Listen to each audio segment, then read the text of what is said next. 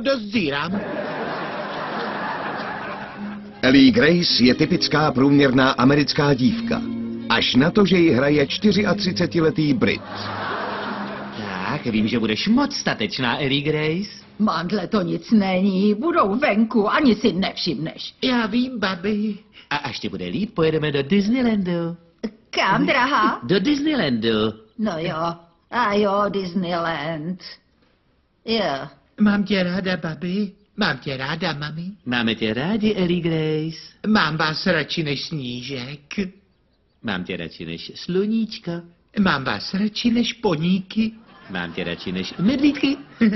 Mám vás radši než pohádky. Mám tě radši než zmrzlinku. Mám vás radši než mezirasovej grupensex.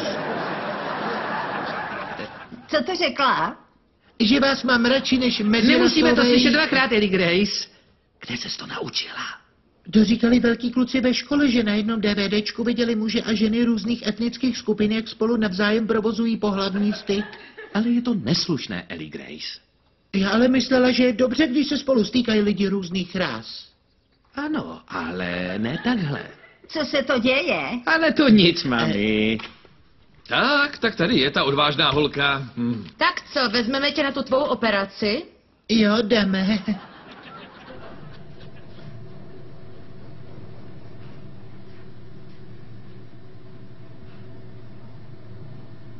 Mám vás radši než Toy Story 2.